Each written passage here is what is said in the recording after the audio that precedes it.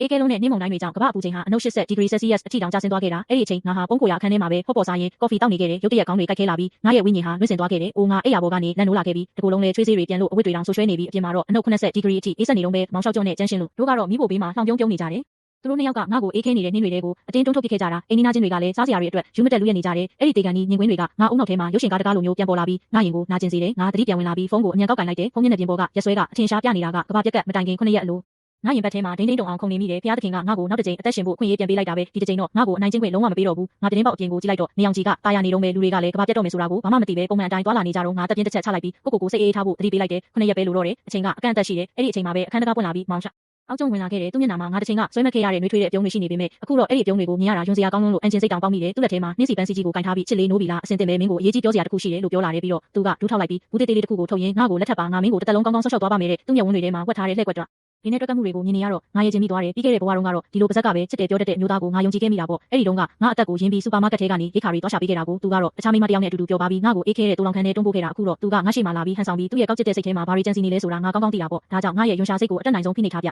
မျက်နှာကိုဝမ်းသာအားရဖြစ်ဟန်ဆောင်လိုက်တယ်ပြီးတော့တကယ်ပဲလားရှောက်ကြုံငါတကယ်ဝမ်းသာတာပဲလို့ပြောပြီးလက်စွပ်ကိုလှမ်းယူလိုက်တယ်တုံရင်နေတဲ့ပုံစံမျိုးနဲ့တေချာကြည့်ရှုခြင်းအောင်ဆောင်လိုက်တာပေါ့ဒါပေမဲ့ချက်ချင်းပဲမျက်နှာကိုနည်းနည်းညှိုးငယ်သွားတဲ့ပုံစံမျိုးပြောင်းလိုက်ပြီးဒါပေမဲ့တို့တွေလက်ထပ်ပြီးရင်အမြဲတမ်းအိမ်ငါနဲ့ပဲနေကြမှာလားဟင်လို့မေးလိုက်တယ်မောင်လျှောက်ကျွန်းတစ်ယောက်ကြောင်သွားတယ်ငါစီကနေဒီလိုစကားမျိုးထွက်လာလိမ့်မယ်လို့သူလုံးဝထင်မထားတဲ့ပုံပဲငါ